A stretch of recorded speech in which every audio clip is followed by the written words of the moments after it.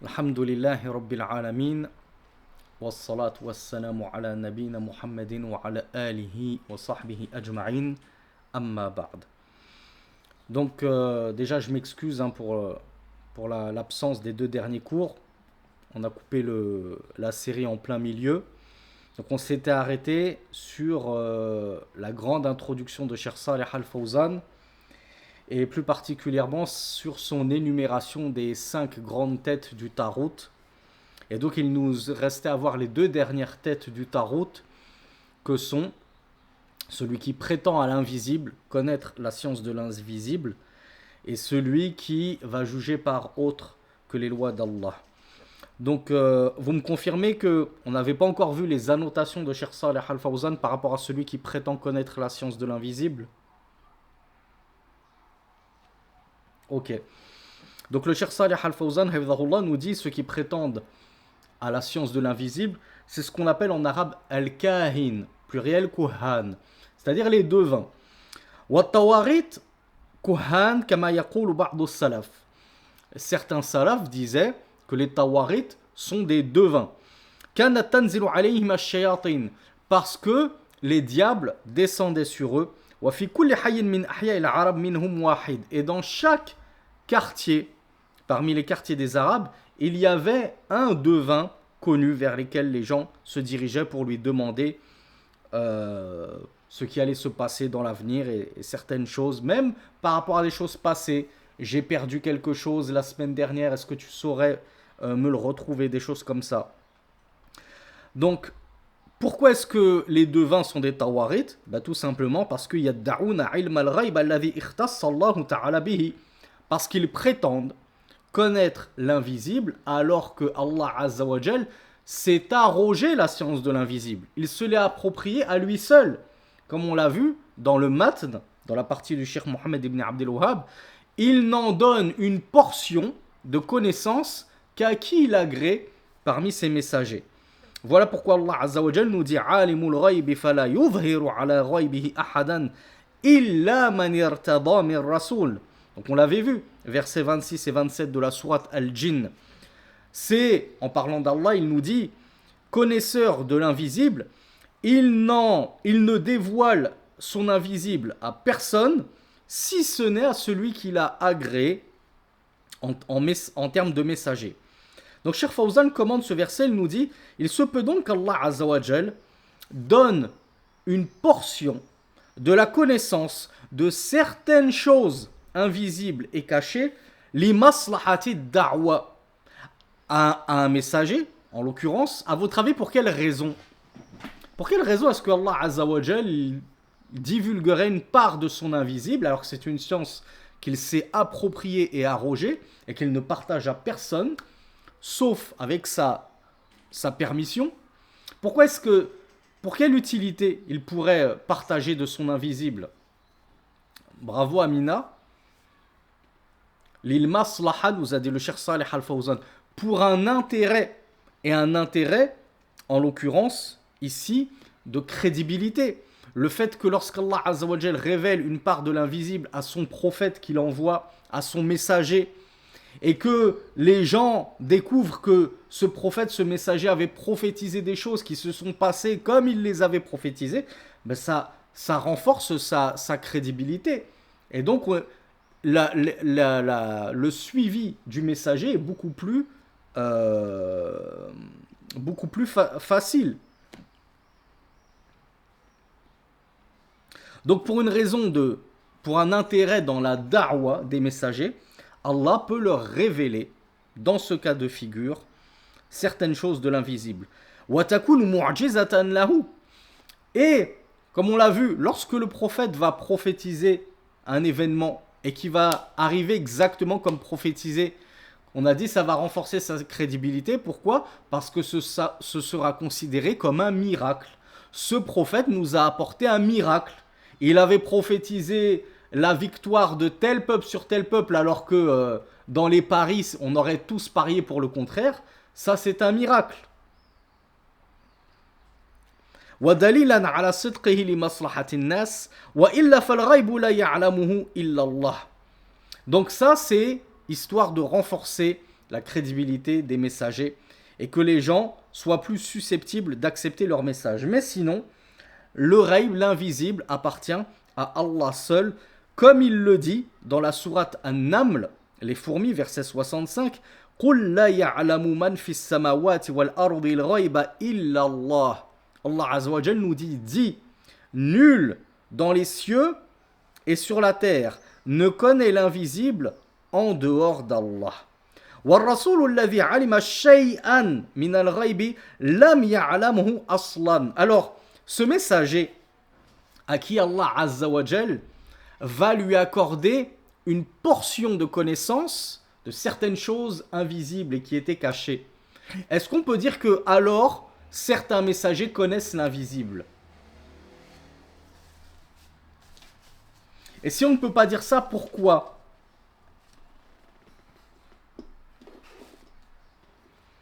Alors je pensais que c'était une question facile, mais vous bottez tous en touche. Je vais vous poser une seconde question. Ce messager, bravo Loïc, qui a vu là où on voulait en venir. Ce messager qui a fini par connaître une partie de l'invisible, avant qu'Allah ne daigne lui révéler cette science, cette connaissance de l'invisible, est-ce qu'il la connaissait, ce messager? Ben non, il ne la connaissait pas plus que nous.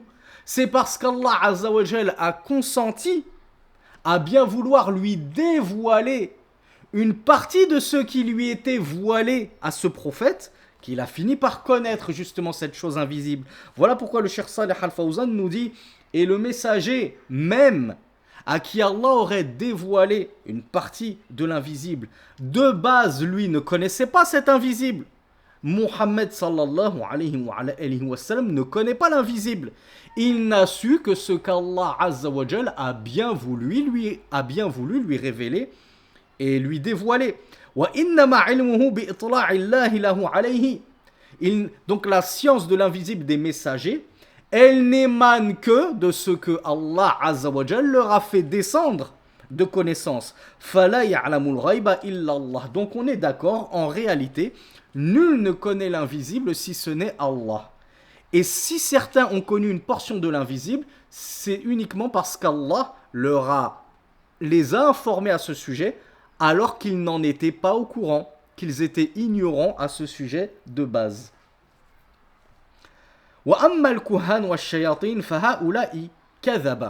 Mais les devins et les shayatins, contrairement aux rusul, aux messagers, eux ce sont des imposteurs et des menteurs. Ils prétendent connaître des choses de l'invisible, tandis qu'ils mentent en cela. ولكن يحصلون على شيء من الغيب بواسطة استراق السمع. Donc, on sait que les devins, les astrologues, les voyants, etc., c'est des menteurs. Mais est-ce que, dans tout ce qu'ils racontent, ils mentent forcément à 100%, ou il se peut que parfois, ils puissent avoir une connaissance de l'invisible? Et si oui, par quels moyens? Comment? Alors effectivement, Amina, elle nous a donné la bonne réponse, mais comment se fait-il? Comment se fait-il? Effectivement, Papis. Voilà, bravo Amina. Le Cheikh Saleh Al-Fawzan nous dit que, de manière générale, les shayatines, les devins, sont menteurs. Mais il se peut qu'ils arrivent à saisir des bribes. Des bribes, c'est des toutes petites portions de l'invisible, de ce qui va se passer dans l'avenir lorsqu'ils écoutent aux portes du ciel. Vous savez que Allah Azza wa Jal, notamment, fi laylati, alors comment elle s'appelle? Laylatul Qadr ou Laylatul Qadar? Comment elle s'appelle? Dans le Coran, c'est Laylatul Qadr. Et Al-Qadr, est-ce que c'est Al-Qadar? Ce sont deux choses différentes. Cependant, les savants ont accepté les deux terminologies. Ils ont dit Laylatul Qadr, hiya aidan Laylatul Qadar. Qu'est-ce que ça change en termes de traduction? Qu'est-ce que ça veut dire Laylatul Qadr? Alors bravo Amina et Janfar. Laylatul Qadr, c'est-à-dire la nuit de la valeur. Pourquoi est-ce qu'on l'a appelée la nuit de la valeur? Je rappelle à ceux qui veulent répondre qu'ils doivent sélectionner le chat principal, hein. Sinon, je peux pas voir leur message en privé. Alors, personne ne sait pourquoi c'est la nuit de la valeur, vous m'étonnez, hein. Je suis sûr que vous le savez tous. C'est juste que ça a pas l'air de vous revenir sur le coup, là. Elle est meilleure que combien? Bravo, Amina. La nuit de la valeur, elle est meilleure que 1000 mois. Donc, vous voyez sa valeur. Elle vaut mieux que 1000 mois. Et si on dit c'est pas Laylatul Qadr, mais c'est Laylatul Qadar, qu'est-ce que ça devient en termes de traduction? Voilà, la fameuse nuit du destin. Et nous, en français, alors que dans le Coran, c'est Laylatul Qadr, eh bien, en français, on traduit toujours par la nuit du destin. Mais la nuit du destin, ce serait plutôt la traduction de Laylatul Qadar. Et pourquoi est-ce que ça reste valable de dire la nuit du destin? C'est parce que durant cette nuit, Allah Azza wa Jal fait descendre son ordre sur tout, au ciel le plus bas, sur tout ce qu'il va se arriver dans ce bas monde cette année-là. Et donc, on a des shayatines qui vont espionner aux portes du ciel et écouter ce qu'Allah Azza wa Jal a révélé à ses anges et à ses serviteurs en termes de destin. Et qu'est-ce qui se passe à ce moment-là lorsque les shayatines essayent de choper ces bribes de connaissances et du destin aux portes du ciel?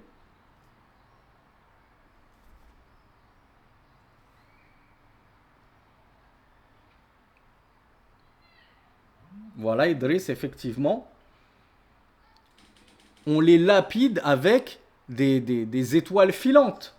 Les étoiles filantes, c'est justement lorsque Allah envoie des météores sur ces djinns pour les chasser du ciel et les chasser de l'écoute de ce qui va se passer dans le destin. Mais justement, il y en a qui arrivent à saisir comme ça au bon une information. Et qu'est-ce qui se passe ensuite? Avec l'information qu'il a saisie, ce djinn, elle est vraie ou elle est fausse? Elle est vraie, forcément, puisque c'est les ordres d'Allah qui descendent sur les anges et au ciel le plus bas. Donc c'est que la vérité. Kalamullah haq. La parole d'Allah n'est que pure vérité. Donc ils ont réussi à choper une vérité. Mais qu'est-ce qu'ils font ensuite, ces shayatines? Ils vont voir les devins. Et au milieu de cette vérité qu'ils ont réussi à choper, ils vont en mélanger 99 autres. Complètement, ils vont mélanger 99 fausses informations. Et comme on vous le dit toujours, peut-être que certains d'entre vous avaient été touchés par le fléau de l'astrologie ou même de la voyance et que vous y avez cru à un moment donné dans votre vie. N'est-il pas vrai que lorsque un voyant, un astrologue te fait 10 prédictions et qu'il y en a 9 de fausses qui ne sont jamais arrivées mais il en a une de bonne, tu retiens bizarrement que la bonne. Quand on était dans notre jahiliya, dans notre ignorance, et on ne retient que le fait que, ah ouais quand même, hein, il avait dit que je ferais une rencontre importante et cette année, effectivement, j'ai rencontré ma femme. Ouais, mais il t'a dit que tu allais perdre ton emploi et tu l'as pas perdu. Il a dit que tu allais faire un voyage et tu n'as pas voyagé. Il a dit que tu allais avoir ton diplôme et tu l'as pas. Mais tout ce que tu retiens, c'est la parole de vérité sur laquelle il a réussi à tomber. Eh bien, l'humain est faible à ce point. Les shayatines, ils vont donner aux devins sans information. Il y en a une seule de vraie. Comme je le dis toujours, le devin, c'est comme un archer. Il va tirer dans toutes les directions. Mais toi, quand tu as une cible, Harry, et qu'on te donne 100 flèches, est-ce qu'il n'est pas très susceptible que tu arrives quand même à en mettre une, quand bien même tu es doublement gaucher? Tu as deux mains gauches. Si on te donne 100 flèches, il est quasiment sûr qu'il y en a quand même une qui va toucher la cible. On ne parle pas de la toucher en plein dans le mille, mais tu vas quand même toucher ta cible. C'est pareil pour ces devins.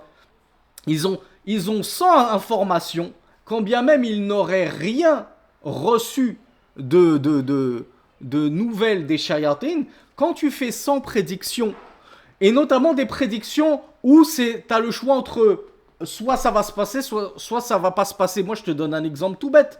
Je vais te dire, toi, t'as quel âge, Harry? Tu vas me dire, j'ai 28 ans, 29 ans, 30 ans. Je te demande, t'es célibataire? Tu me dis oui. Je me dis, bon, si je te fais une prédiction que l'année prochaine, tu vas rencontrer une femme et tu vas te fiancer avec elle, j'ai une chance sur deux d'avoir d'avoir juste. On est d'accord, c'est soit ça se passe, soit ça se passe pas. Et ben des prédictions comme ça avec une chance sur deux, je vais t'en faire plein, plein, plein, plein, plein. Ben la probabilité que j'ai eu bon dans une prédiction, elle est assez forte. Il se peut que si je t'ai donné 20 prédictions, il y en a une qui, par, par, par pur, comment dire, pas par pur hasard, mais par pure prédiction et par pure probabilité, il va s'avérer que là j'ai eu juste. Mais j'avais eu faux pour tout le reste. Eh ben les gens ils vont se dire waouh quand même, il me l'avait dit que ça allait arriver. Vous voyez, on dit que c'est un charlatan, etc. Mais je suis désolé, moi il m'avait prédit ça et c'est arrivé. Donc voilà pourquoi malheureusement les shayatines jouent avec la faiblesse de foi déjà principalement des hommes. Parce que ils ont beau noyer les devins et les gens qui écoutent les devins d'informations fausses, il suffit qu'ils aient réussi à entendre une information vraie et que les gens focalisent dessus pour qu'ils retournent chez ces sorciers chaque année, chaque mois. Parce qu'ils se disent, ce sorcier, il a eu bon une fois, donc je vais retourner le voir. C'est sûr que la prochaine fois, il va encore m'apporter une bonne information. Donc ça, on l'a vu, quiconque prétend détenir l'invisible, connaître l'avenir, il est mécréant. Pourquoi? Parce que il dément la parole d'Allah subhanahu wa ta'ala qui nous dit que seul Allah connaît l'invisible et dans le pire des cas, le messager à qui Allah azawajal aura consenti à donner une part de cet invisible. Or, les devins et les shayatins ne sont pas des messagers. Donc eux ne peuvent pas recevoir cet honneur d'Allah qu'il leur divulgue une part de son invisible. Et enfin, cinquième et dernière tête du Tarot, c'est celui qui juge avec autre que les lois d'Allah. Et regardez ce que nous dit Cheikh Saleh Al-Fawzan hafidhahullah. Il nous dit, parmi eux, il y a justement les gouverneurs qui vont instaurer des qawanin, c'est-à-dire des lois forgées, des lois qui n'ont rien à voir avec la sharia. Wa yulghuna sharia, ils vont donc annuler par le biais de cette instauration de lois forgées la sharia, les lois d'Allah subhanahu wa ta'ala. Wa yaj'aluna al-qawanin mahallaha, ils vont donc comment dire j'ai encore oublié le verbe. Ils vont c'est que ça commence par substituer la charia par les lois humaines. Donc comment est-ce qu'il les a appelés, Cheikh Fawzan? Ce qu'il a dit, c'est pas grave, il faut les excuser. Les gouverneurs, c'est as-sam'u wa ta'a, on écoute et on obéit, on dit oui à tout. On leur donne notre dos, on leur donne notre argent, on est des vendus, on est des lâches, on est des cireurs de souliers, etc. Cheikh Fawzan nous dit ha'ula'i tawarit. Oui. Oui, même, quand bien même ce gouverneur, certains jugeraient qu'il est musulman, toujours musulman, et on va voir pourquoi, on détaillera pourquoi je dis ça, eh bien, malgré tout, il n'en demeure pas moins ta'arut. Il n'en demeure pas moins un ta'arut, tous les savants sont d'accord dessus. Gouverneur qui va juger par autre que les lois d'Allah, qui va changer la charia par des lois forgées, on a deux opinions très fortes chez les savants de la sunna. Tu as des savants de la sunna qui vont considérer qu'il ne devient mécréant que si il pense que ce qu'il fait est autorisé, ou qu'il fait cela parce qu'il pense qu'il vaut mieux à notre époque les lois humaines plutôt que les lois d'Allah, ou qu'il pense que c'est au même niveau et qu'il a le choix de choisir ce qu'il veut, soit les lois humaines, soit la charia, là il devient mécréant. Et on a d'autres savants, et c'est notamment l'avis de Cheikh Saleh al-Sheikh, qui avait hérité cet avis de son grand-père, l'ancien moufti d'Arabie, le Cheikh Mohammed ibn Ibrahim al-Sheikh, qui disait que ce qu'on appelle en arabe istibdal, le fait justement de j'ai encore oublié, de substituer à la charia comment on appelle ça, une constitution pleine de lois humaines, le simple fait de faire cela, c'est du kufr. Alors, je vais ouvrir des crochets dans la parenthèse. À quel moment est-ce qu'on peut parler de substitution de la charia? Parce que la charia, c'est quoi, mes frères et mes sœurs? C'est juste couper des mains. C'est ça la charia. On coupe des mains et on lapide des femmes. Alors on dit les lois d'Allah, la législation d'Allah. C'est quoi les lois d'Allah? C'est quoi la législation d'Allah? Outre la lapidation et couper des mains, c'est quoi? Est-ce que l'interdiction de l'usure, ça fait partie des lois d'Allah ou c'est pas les lois d'Allah? Oui. Est-ce que l'acquittement de la prière du Jumu'ah, l'obligation à tout le monde de sortir la zakat, c'est la loi d'Allah ou c'est pas la loi d'Allah? Etc. Est-ce que l'obligation de jeûner et de punir et de châtier celui qui ne jeûnerait pas alors qu'il en a la capacité ou celui qui ne voudrait pas sortir sa zakat? Est-ce que ces punitions, c'est la charia ou c'est pas la charia? La charia, c'est une législation qui est vaste. Elle ne se limite pas à ce que nous explique BFM TV et CNews. Charia, c'est couper des mains et c'est lapider des femmes. La charia, c'est toutes les lois de l'islam que tu trouves depuis Babut Tahara jusqu'à la fin de ton livre de fiqh. Tout ce que tu vois, ça rentre dans la charia d'Allah subhanahu wa ta'ala. Donc, quand on dit oui, ce gouverneur il juge par autre que les lois d'Allah parce que dans tel et tel point, eh ben il n'a pas voulu suivre la charia. Par exemple, justement, la fornication et l'adultère. Lui dit, moi je ne vais pas mettre en vigueur la lapidation et comment on appelle ça les coups de fouet là? Ça a un nom? Le fait de fouetter le fornicateur.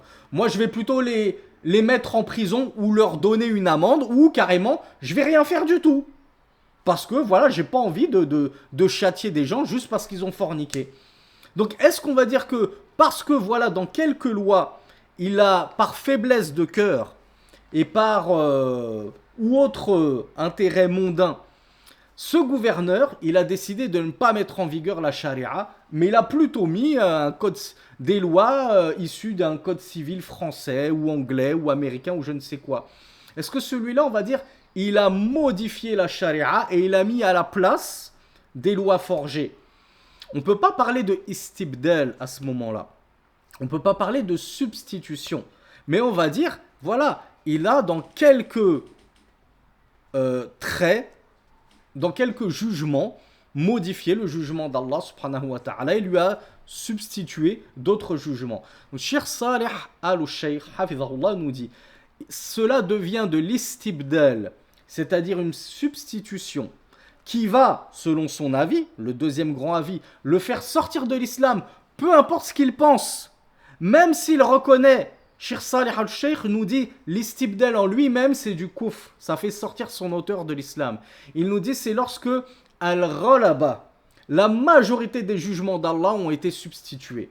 Donc al-hukmu lil-ghalaba, le jugement par rapport à cette affaire-là, c'est en fonction de la majorité. Est-ce que la majorité des jugements de l'État, ils reposent sur la charia ou les lois humaines? Si tu es dans un État où la majorité des jugements ils sont issus d'un code civil français, d'une démocratie républicaine, etc., et que tu vois qu'il ne reste plus grand-chose des jugements d'Allah, quand bien même il y en aurait un petit peu, mais c'est minoritaire, on dit, eh ben là, le gouverneur, il a substitué la charia par des lois humaines, parce qu'on juge selon la majorité. Et selon ce deuxième avis, le simple fait d'avoir fait ça le fait sortir de l'islam. Et comme je vous l'avais dit précédemment, dans un cours précédent, il y a d'autres savants comme Sheikh Ibn Baz. Regardez, ces deux grands savants.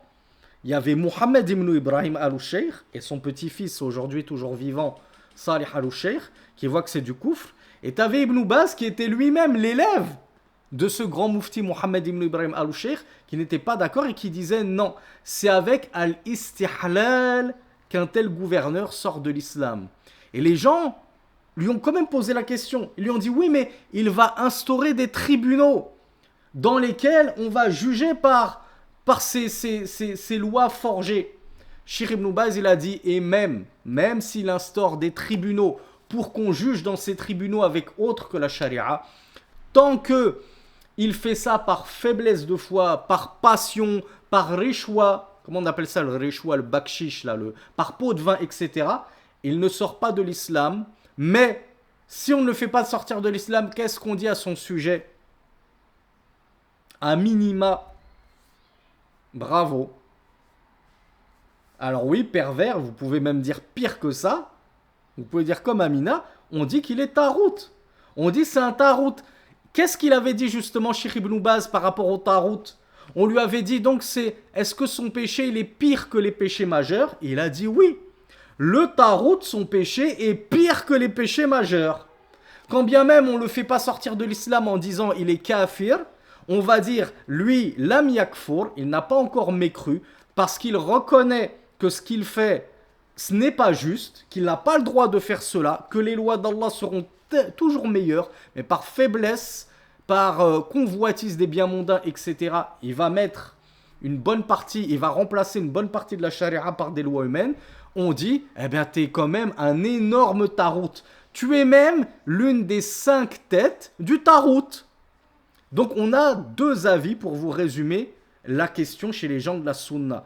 C'est celui qui va modifier la plus grande partie de la charia par des lois humaines.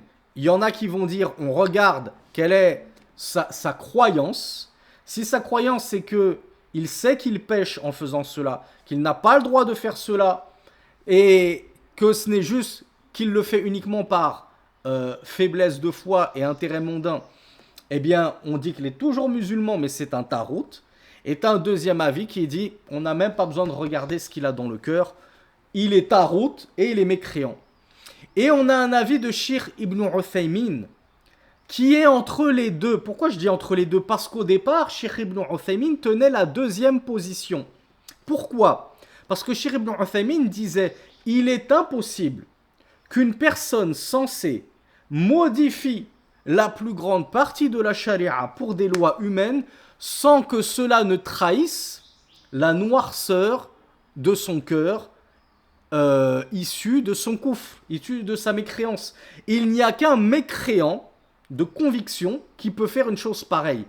Comment tu peux nous faire croire que tu vas quasiment tout modifier et comme je vous l'ai dit, la législation d'Allah, elle est vaste. Donc vous imaginez modifier tous ces jugements. C'est pas juste, j'applique pas le coupage de main et j'applique pas la lapidation. Non, on va plus appliquer ceci, cela. Le mariage, on va plus le faire comme si, on va plus nécessiter de tuteurs, de témoins, etc. Allez juste à la mairie entre vous et c'est bon, vous êtes mariés, etc. Je vais tout changer, je vais tout copier des infidèles en Europe ou en Amérique. Mais Cheikh Ibn Uthaymin nous dit, tu peux pas arriver à un tel niveau de modification des lois d'Allah sans que cela ne trahisse le fait qu'en réalité tu es un kafir à l'intérieur de toi. Et donc au départ, Cheikh Ibn Uthaymin, jusqu'à la quasiment toute fin de sa vie, il était sur cet avis-là. Il voyait que la modification de la plus grande partie de la charia pour des lois humaines, ça fait sortir ça traduit que son auteur est un mécréant. C'est pas que ça le fait sortir, mais ça prouve que son auteur est un mécréant parce que seul un mécréant peut faire cela. Puis, je ne sais plus si c'était 2 ans avant sa mort ou 1 année avant sa mort, il y a une toute dernière parole de lui qui a été sortie et publiée. Et il a dit, il m'est apparu au final que les gouverneurs sont tellement mal entourés, ils ont tellement de conseillers diaboliques qui viennent leur mettre des wasawis, qui viennent leur laver le cerveau, etc. Il a dit, je peux plus considérer que un gouverneur qui va modifier cela parce qu'on lui a fait croire que c'était pas si grave que ça, etc., des choses comme ça, je peux plus considérer qu'il est kafir. Donc il a un peu rétro-pédalé et il est revenu sur sa parole-là pour se ranger à l'avis de son cheikh, d'ailleurs, Ibn Baz. Et il a dit, on ne le jugera kafir que s'il affirme ouvertement que ce qu'il a fait, c'est autorisé, que les lois du code civil français sont meilleures que la charia, et ainsi de suite. Tant qu'il ne l'aura pas revendiqué et avoué, on va s'abstenir de faire son takfir. Et on va pas se mentir, ce deuxième avis, il est puissant en termes d'argumentation. Et si on devait le mettre en pratique et l'imposer, il n'y aurait plus grand gouverneur musulman sur terre. Tellement, même dans nos pays d'islam, on a eu énormément de modifications de la charia? Est-ce que ce sont des modifications qui ont atteint le degré de majorité? Allahu A'lam, je vais pas parler sans science, je vais pas jouer les apprentis géopoliticiens. Hein, je me suis pas amusé à regarder les constitutions et les codes civils de tous les pays d'islam pour savoir en proportion qui respecte le plus la charia, mais c'est vrai qu'il y aurait un grand nombre de pays qui sauteraient. Et parmi ces pays-là, malheureusement, ça me fait de la peine de l'avouer, mon pays d'origine, l'Algérie. Pourquoi je me permets de dire ça? Parce que c'est justement Cheikh Saleh Al-Sheikh lui-même qui a une fatwa qui a fait trembler le monde entier, où il avait considéré que les dirigeants de l'Algérie étaient des mécréants, parce qu'il considérait qu'ils avaient substitué justement la charia par des lois humaines. Ils avaient pris le code français, etc. Et il ne restait plus grand-chose de la charia. Donc, il a été allé jusqu'à qualifier les dirigeants. Ça, c'est une fatwa qu'il avait tenue il y a une vingtaine d'années. Je ne sais pas si vous imaginez, c'était la vieille époque. Il estimait que l'Algérie, voilà, elle avait troqué la charia contre des lois forgées. Et lui, son avis, il est ainsi. Si tu troques la plus grande partie, tu es mécréant. Donc il avait rendu mécréant le régime algérien. On a un autre avis pour terminer sur cette grosse parenthèse, juste pour montrer à ceux qui nous traitent de matralistes, vous êtes des vendus, vous êtes à la solde des gouverneurs. Regardez, en tout cas, moi, je ne parle que pour moi-même. Je n'ai pas le temps d'écouter tous mes confrères. Est-ce qu'ils détaillent autant les choses? Est-ce qu'ils ont le courage de vous dire toutes ces vérités, etc. Est-ce qu'ils donnent tous les avis, quand bien même ils ne les partageraient pas? Mais moi, en tout cas, je ne vous cache pas la vérité. Et Shir al-Albani, on lui a demandé qui est ce gouverneur auquel on doit écouter et obéir. Et ce gouverneur à qui on doit faire un petit peu allégeance. Il a dit, c'est le gouverneur qui juge par les lois d'Allah. Gouverneur qui ne juge pas par les lois d'Allah et qui te met des lois forgées à la place, on n'a pas à l'écouter et l'obéir. Donc à l'écouter et lui obéir. En tout cas, il n'a pas de légitimité dans la bay'a, dans l'allégeance. Et Cheikh Al-Albani, c'était un savant de la sunna. Donc pour vous dire, même sur cette question, regardez comme il y a une divergence entre nos savants. Est-ce qu'on considère toujours mécréant ou non? Est-ce que on lui doit allégeance ou non, alors qu'il ne nous guide pas avec le livre d'Allah? On a une version justement dans le hadith où Rasulullah avait dit Yaqoudukum bi kitabillah. Il vous dirige avec le livre d'Allah. Mais si ce gouverneur, il ne nous dirige plus avec le livre d'Allah, il nous dirige avec un code civil français ou anglais, eh ben, il manquera cette condition. Donc dans tous les cas, le plus petit niveau, c'est que ces gens-là, ce sont des taroutes. On n'est pas en train de les encenser. Donc qu'on prétende que les salafis, les wahhabistes, les matralistes, ce sont des cireurs de souliers de gouverneurs, non. Qu'on dit, les gouverneurs qui sont ainsi, ce sont des tawarites. Les gouverneurs qui jugent par autre que la loi d'Allah, ce sont des tawarites. Et souvenez-vous, Cheikh Saleh Al-Fawzan, il nous disait, le simple juge qui juge dans quelques affaires par autre que la loi d'Allah, sans même parler de substitution de la charia, il est juste juge dans un tribunal. Il juge comme ça par passion dans quelques affaires. Donc il ne juge pas par ce qu'Allah a fait descendre. Cheikh Fawzan nous dit c'est un tarout. Alors que dire du détenteur de l'autorité suprême, le chef de l'État, qui lui c'est lui qui, voilà, dit moi dans mon État, on va juger avec telle constitution, qui représente une substitution de la charia à telle et telle proportion, que ce soit de moitié, que ce soit de 25%, que ce soit de 75%. Dans tous les cas, lui, c'est l'une des têtes du tarout. Et comme on l'a vu, être un tarout, c'est avoir dépassé même les péchés majeurs. Qu'on te fasse ensuite sortir de l'islam ou non, c'est une autre question. Mais on sera tous d'accord que c'est un tarout.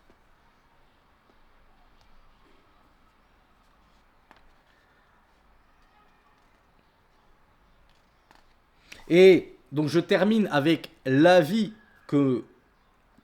qui m'a convaincu et que je pense modestement et avec toute humilité être l'avis véritable, c'est que malgré que ce gouverneur ce soit un tarout, si on considère qu'il est toujours musulman, on lui doit malgré tout écoute et obéissance. C'est vrai que je vous l'ai dit, il y a des propos de Cheikh Al-Albani qui ne vont pas dans le même sens, mais moi je juge avec toute mon ignorance, en tout cas j'ai été convaincu par la majorité des savants, c'est une majorité des savants de la Sunna, qui voient que aussi tarout soit-il, tant qu'il est toujours musulman, on doit à notre gouverneur l'écoute et l'obéissance fil ma'rouf, dans le convenable. Donc, comme l'a dit le hadith, comme le disait le prophète sallallahu alayhi wa sallam, même s'il te spolie tes biens, il te vole tes biens, il frappe ton dos, il est injuste, fait partie du manhaj, de la voie des pieux prédécesseurs de Ahlus Sunnah wal Jama'a, d'écouter et d'obéir aux détenteurs de l'autorité, wa injaru, quand bien même il serait injuste, wa zalamu, wa fasaqu, et qu'il serait pervers, ma aqamu fikumus salah, comme on le trouve dans un hadith, tant qu'ils prient parmi vous, sont toujours musulmans, ils font la prière, mais ce sont des gouverneurs infects, injustes, tyranniques, despotiques, tout ce que vous voulez. Mais les musulmans, on n'a pas d'autre choix que d'obéir et d'écouter. À tel point, et on va finir cette parenthèse et ces crochets et cette parenthèse, que Ibn Uthaymin lui-même, on l'avait questionné, oui mais nous on se trouve dans des pays de koufr. On est dirigé donc par des gouverneurs mécréants, la question ne se pose même pas. Est-ce qu'on les écoute ou pas? Cheikh Ibn Uthaymin avait dit, je vois que même dans les pays de koufr, il est préférable d'écouter vos gouverneurs, bien sûr, dans le ma'rouf, il y a toujours cette condition, dans le convenable, tant qu'ils ne vous ordonnent pas de désobéir à Allah, écoutez-les. À votre avis, pourquoi il est allé aussi loin, Ibn Uthaymin? En réalité, c'est de la pure sagesse. Bravo. Parce que voilà, quand on écoute son gouverneur, on a voilà une unité de la nation. C'est pas l'anarchie, on a justement les anarchistes, les anti-monarchistes, les ceci, les cela. Ça part dans tous les sens, ça part en manifestation, ça part en effusion de sang, effusion de sang et ainsi de suite. Donc Ibn Uthaymin voyait que pour préserver l'âme humaine, pour préserver la sacralité de la vie des musulmans, pour préserver une certaine cohésion, une certaine unité, écoutez vos gouverneurs, ne sortez pas contre eux, quand bien même ils seraient mécréants.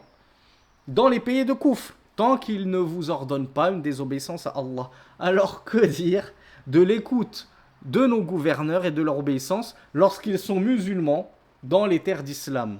Normalement, la question ne se pose pas. On se doit de les écouter et de leur obéir. Donc on revient à ces propos de Cheikh Salih Al-Fawzan, hafizahullah, concernant ces gouverneurs et ces dirigeants qui ont substitué une grande partie de la charia par des lois humaines. Cheikh nous dit donc, ils sont des tawarit. Il a lâché le terme, il n'a pas eu honte. On ne peut pas dire autrement, puisque c'est le texte même du Coran qu'il les appelle ainsi. C'est Allah Azza wa Jal dans le Coran qui les a nommés ainsi. Comment nous pouvons-nous ensuite prétendre dire non, tu peux pas traiter un gouverneur qui fait cela de Tarot. C'est Allah qui te dit, nous dit Cheikh Salih Al-Fawzan, et quiconque juge par autre que ce qu'Allah a fait descendre, il est un Tarot. Et le Cheikh nous cite le verset 60 de la sourate An-Nisa, les femmes, yuriduna an yatahakamu ila at-taghut wa qad umiru an yakfuru bihi faman hakama bighayri ma anzala Allah muta'ammidan dhalika fa innahu yakunu taghutan. Allah Azza wa Jal nous dit, ils désirent chercher le jugement auprès du Tarot alors qu'ils ont été ordonnés de mécroire en lui, de se désavouer de ce Tarot. Quand on dit chercher le jugement auprès du Tarot, c'est chercher le jugement auprès de qui? Cheikh Fawzan nous dit auprès de ce gouverneur-là qui justement ne juge pas avec les lois d'Allah. Donc c'est un Tarot. Il juge avec des lois forgées. Eh bien Allah Azza wa Jal nous a dit de ne pas aller chercher ce jugement-là auprès d'un tel gouverneur. Nous, on veut le jugement d'Allah, quand bien même lui, il a instauré ces tribunaux. Et ça répondra à une question qu'on me pose souvent. Harry, j'ai eu un accident de voiture, j'ai fait ceci, j'ai fait cela. Mon assurance me donne tant et tant.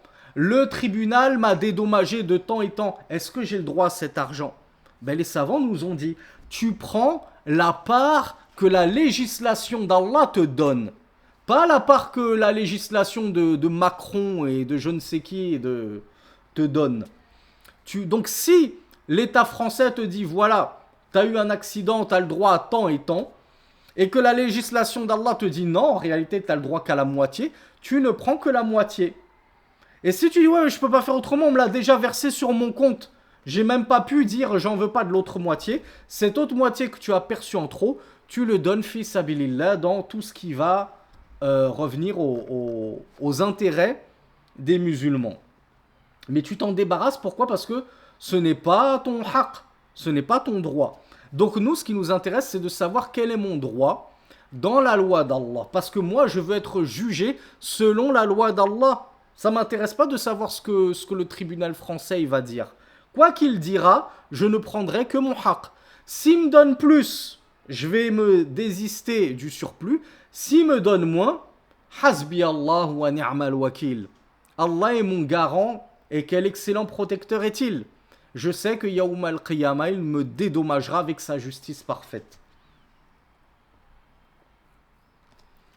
Alors, est-ce qu'il n'y aurait pas un cas où le juge va juger par autre que la loi d'Allah subhanahu wa ta'ala et lui, il ne sera même pas blâmé? On va surtout pas parler de Tarout. Alors si ça peut vous aider, ça a un lien en rapport avec notre série de cours précédente.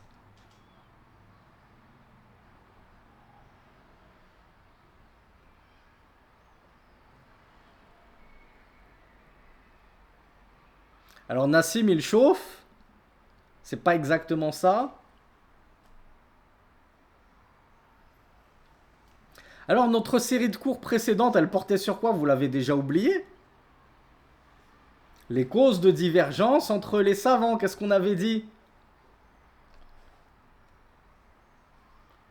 Lorsque le juge juge, ijtahada, il fait un effort de réflexion pour aboutir au jugement correct, mais qui se trompe.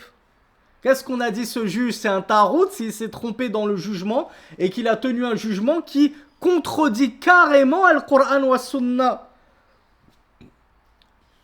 Non seulement on va certainement pas parler de tarout dans son cas, mais en plus, on le considère toujours comme un savant, comme un juge compétent et respectable, et en plus il sera récompensé. Il va même être récompensé parce qu'il a fait un effort de réflexion. Bien sûr, c'est le juge qui, de base, est apte à juger. C'est pas toi un petit gugus, on t'a appelé dans la rue, s'il te plaît, viens, moi et mon pote, on n'est pas d'accord sur une chose, est-ce que tu peux trancher entre nous? Toi, tu tranches ou tu tranches juste tes fruits pour te faire une salade de fruits. Ça s'arrête là, ta tranchéité.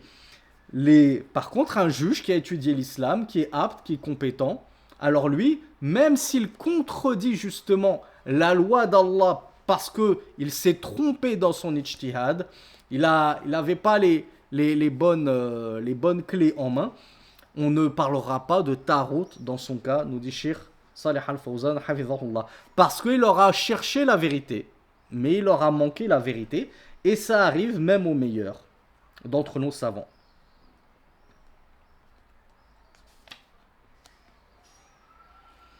Le prophète avait donc dit إِذَا اجْتَهَدَ الْحَاكِمُ فَأَصَابَ فَلَهُ أَجْرَانِ وَإِنِ اجْتَهَدَ فَأَخْطَأَ فَلَهُ أَجْرٌ وَاحِدٌ. Donc Cheikh Salih Al-Fawzan nous rappelle ce hadith. Lorsque le savant fait un ijtihad, un effort de réflexion, et qu'il a bon, qu'il a eu juste, il a trouvé la bonne réponse, il aura 2 récompenses. Et s'il a eu faux, qu'il s'est trompé, alors il aura tout de même une récompense, nous dit Rasulullah sallallahu alayhi wa ala alihi wa sallam. Cependant, le juge qui s'est trompé, Cheikh Salih Al-Fawzan nous dit, nous, s'il nous apparaît qu'il est dans l'erreur et qu'il a contredit Al-Qur'an wa Sunnah, il ne nous appartient pas de le suivre dans l'erreur. Cheikh Souleymane Rouhaili nous avait dit exactement la même chose. On respecte ce savant, on l'excuse, on affirme même qu'il sera récompensé pour son ijtihad, mais on ne le suit pas dans son erreur aveuglément. Nous, on suit la loi d'Allah si elle nous est apparue. À lui, elle ne lui est pas apparue. À nous, elle nous est apparue. On n'a pas le droit de contredire la loi d'Allah pour le jugement d'un homme erroné. Donc, Cheikh nous dit La yajuzu an na'khudha al-ijtihad alladhi nara annahu khalifu ad-dalil. Il ne nous est pas autorisé de suivre un ijtihad qui nous apparaît contredire la preuve.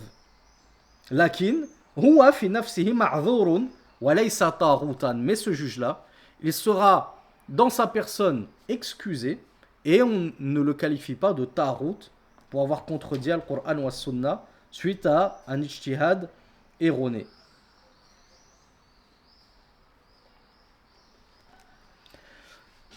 Mais, comme je vous le disais, si ce juge, il n'a pas les compétences de juger, il n'est pas apte au jugement, et qui se permet comme ça de vouloir trancher dans les affaires des gens, comme on voit les juges 3.1 de Twitter, de TikTok, etc.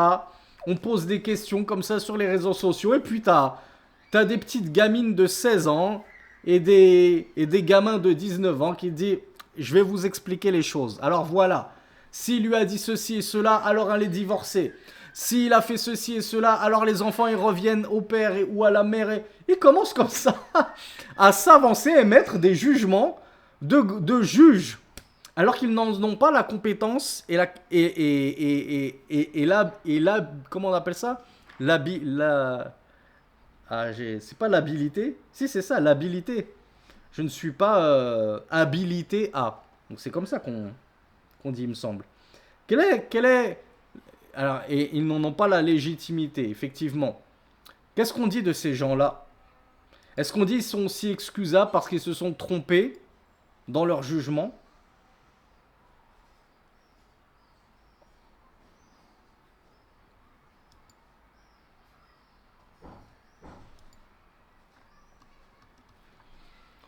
Alors on est d'accord que s'ils se trompent dans leur jugement, ce qu'ils ont fait est très très grave. Mais imaginez qu'ils ont eu bon. Comme je vous le disais, c'est comme le devin, il a 100 flèches, il tire partout.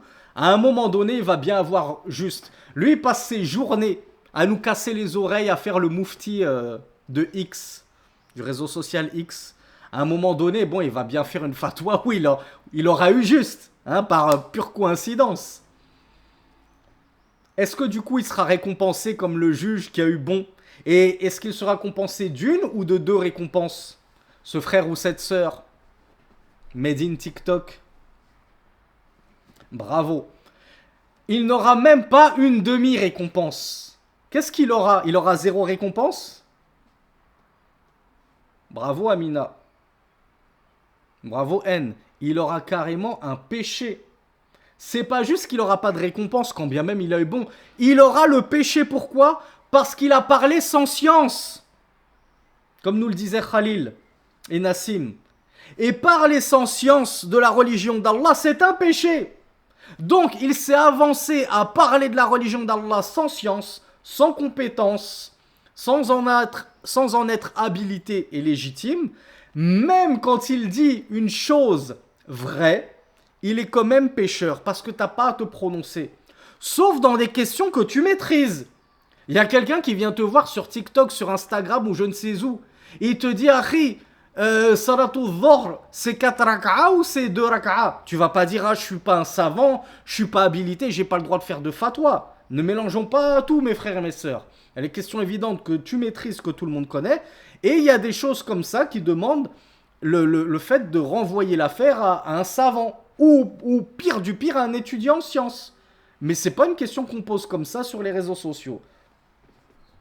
Donc celui qui s'avancerait à vouloir répondre à une telle question alors qu'en réalité il ne l'a pas étudié chez les savants, il va se faire son propre ijtihad. Bon, moi j'ai lu un peu de Coran au Ramadan dernier, je connais 2-3 hadiths, je vais essayer avec mes très faibles compétences de faire une petite tchekchouka et je vais essayer de voir qu'est-ce qui me semble être le plus juste. Non, non, comme on t'a dit, occupe-toi de trancher tes patates, fais des frites et contente-toi de cela, mais ne fais pas de fatwa.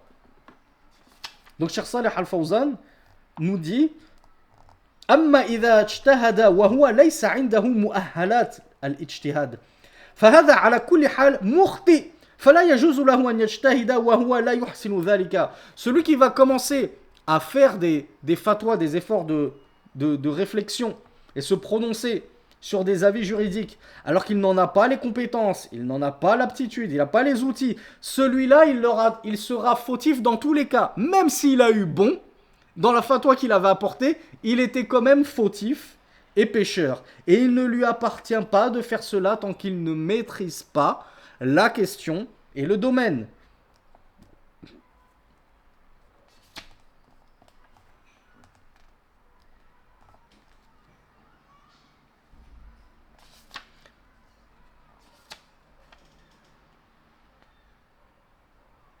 Et d'ailleurs, cette personne-là, on pourrait même dire que c'est un petit tarout.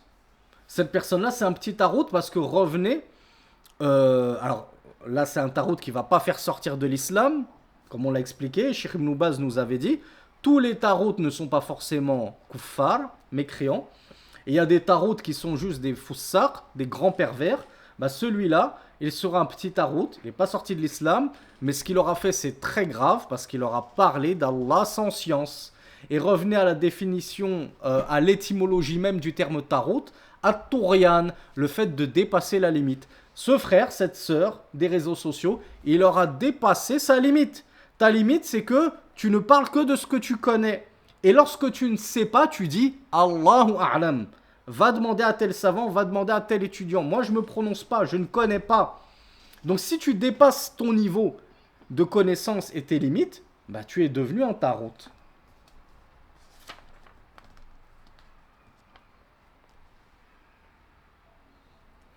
Donc, Cheikh Saleh Al-Fawzan, conclut, il nous dit que le tarout, c'est celui qui va volontairement contredire la charia d'Allah, sciemment. C'est pas sciemment et on l'a dit, qu'il croit que c'est autorisé ou non. Dans tous les cas, il est tarout. Volontairement, il a contredit la charia d'Allah et il a jugé par autre que cela. Il va apporter des lois forgées, il va mettre en place des tribunaux qui vont substituer la charia. Il ne fait aucun doute qu'un tel gouverneur, qu'un tel juge, qu'un tel roi, qu'un tel président est un tarout s'il fait cela. Et d'ailleurs, ce n'est même pas un simple tarout ordinaire. Il nous dit, mais plutôt un tel gouverneur, il fera partie des têtes, des 5 têtes du tarout. C'est quelque chose d'extrêmement grave que jamais les gens de la Sunna n'ont cautionné, contrairement à ce qu'on veut vous faire croire.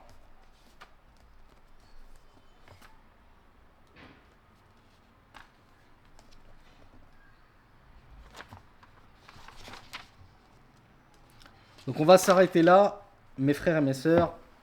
Jazakumullahu khayran pour votre patience. Je m'excuse d'avoir perdu quelques minutes à cause de ce chat. Faites-nous des doigts pour qu'on arrive à régler ça le plus rapidement possible avec Zoom. Et je vous donne rendez-vous à demain pour la suite. Alors, il est très probable qu'on donne cours toute la semaine. On a raté 2 cours.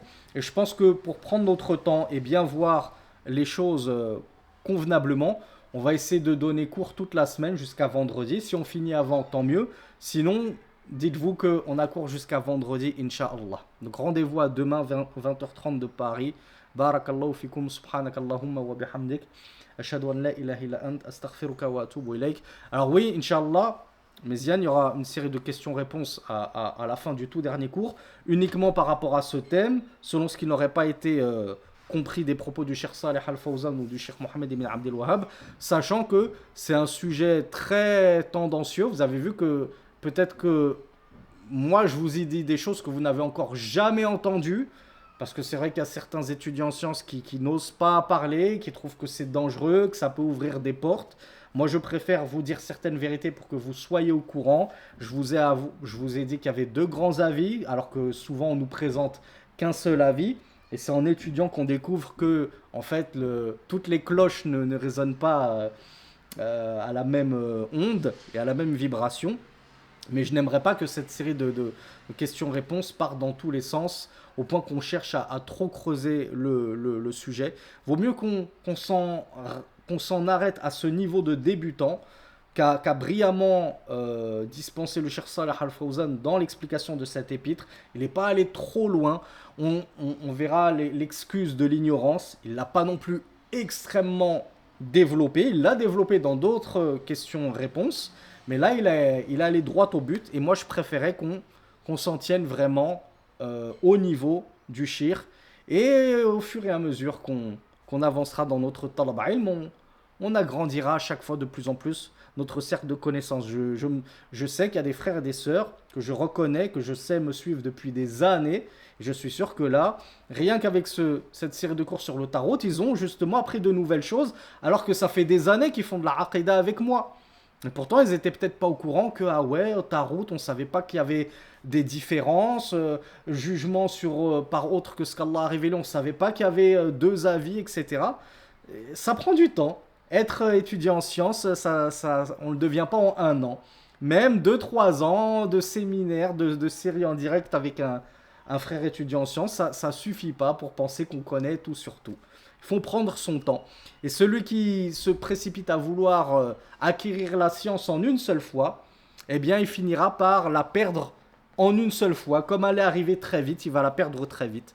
Celui qui prend son temps, qui étudie les bases, puis il augmente un petit peu, puis il augmente un petit peu, puis il augmente un petit peu, chaque mois, chaque année, Inch'Allah, il arrivera à la ligne d'arrivée en étant un frère confirmé, Inch'Allah, dans la science, ce que je nous souhaite à tous. Jazakumullahu khayran, subhanakallahumma wa bihamdika, ashhadu an la ilaha illa ant, astaghfiruka wa atubu ilayk, wassalatu wassalamu ala nabiyyina Muhammad, wa akhiru da'wana anil hamdulillahi rabbil alamin, wassalamu alaykum wa rahmatullahi wa barakatuh.